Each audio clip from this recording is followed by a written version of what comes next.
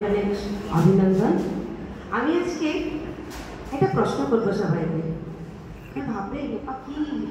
হ্যাঁ, আমি কবিতা পড়ার আগে একটা প্রশ্ন করব। সে প্রশ্নটা আমি কিছুটা অংশ পড়ার পরে দেখি কে বলতে পারছে। Okay, ready?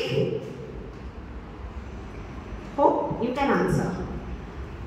আমার মনে আছে এখানে আমার হাতে খড়ি হয়েছিল অনেক বছর আগে, মোটামুটি 7-8 বছর আগে। ফার্স্ট কবিতা এখানেই পাঠ করেছিলাম। পোয়েট্রি রেসিটেশন যাকে বলে, লিখতাম 14 বছর বয়স থেকে লিখছি, কিন্তু এখানে আমার হাতে খড়ি হয়েছিল। আমি ওড়িয়া, হিন্দি, ইংলিশ, এখন বাংলায় একটুখানি হাতটা সাফা করতে চেষ্টা করছি। জানি না কতটা পেরে উঠবো, ভুল হলে কিন্তু সবাই বলবে। সো আজকের প্রশ্নটা কাকে কাকে নিয়ে সেটা বলবো না, আগে দুটো লাইন পড়ছি। একটা প্রশ্ন আজকে মনে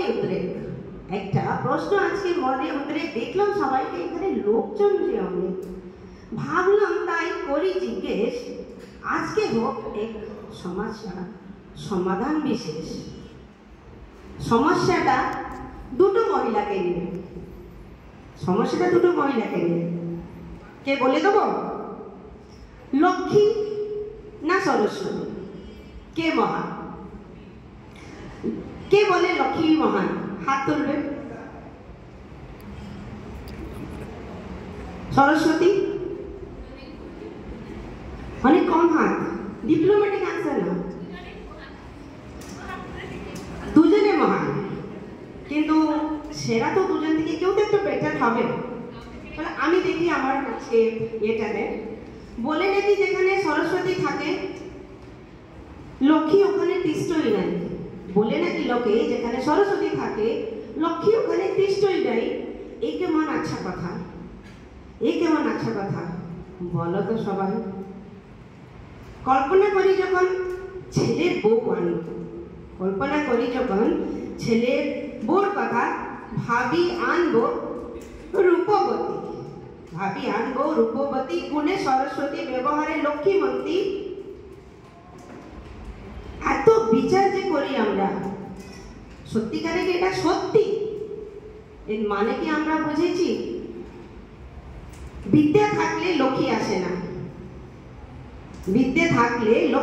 না, লক্ষ্মী থাকলে বিদ্যা। এই ধরনের লেনদেনে ভাই ঘুরে যায় যে আমার মাথা। শুনে এসছি এই কথা, ছোটবেলা থেকে শুনে এসছি কথা। লক্ষ্মী থাকলে সরস্বতী আসে না, সরস্বতী থাকলে লক্ষ্মী। কিন্তু পাল্টেছে যুগ, পাল্টেছে সংসার, পাল্টেছে ধর্ম, আর লৌকিকতার আধার। গুণীজন বলে নাকি বিদ্যা কথা বলে, কিন্তু ভাই এই সমাজে কার দাম? যে চলে টাকার তালে। বুঝেছি গো আমি এই দুটো গুণবন্তীর ব্যথা। সরস্বতী না থাকলে যে লক্ষ্মী যে গুনতে হবে মাথা ব্যথা। এটা মোটামুটি সবাই বুঝতে পেরেছিলেন। তার জন্য যখন লক্ষ্মীর কথা বললাম তখন কেউ হাত তুললে না।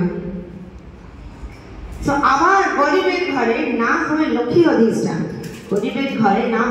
অধিষ্ঠান, কি করে পয়সা খরচ করে করবে বলো সরস্বতীর মা জয়গান? যাই বলো বাপু, বুঝে পারছি না গো এখনো, বিদ্যাবতী পূজ্য না লক্ষ্মীমন্তী পূজ্য? মনে হয় এটা সমাধান হবে না কখনো। বলে আমি শেষ কথা, এবার আমি নিজের বিচারধারা যার করে আমি দুটো লাইন লিখেছি। বলে আমি শেষ কথা, বুঝে এই সংসার উপাখ্যান পেট পুজো হয়ে যাবে যেভাবে সেভাবে। করো যদি একটা দান, মহৎ দান, ওটাই হচ্ছে বিদ্যাদান। উচিত শিক্ষা উচিত বুদ্ধি শেখো আর শেখাও যতনে। মুদ্রাকে গুনো দুনিয়াকে চেনো।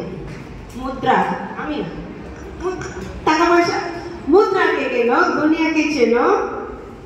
নিজের প্রতিষ্ঠাকে নিজের হাতে করে উপার্জন।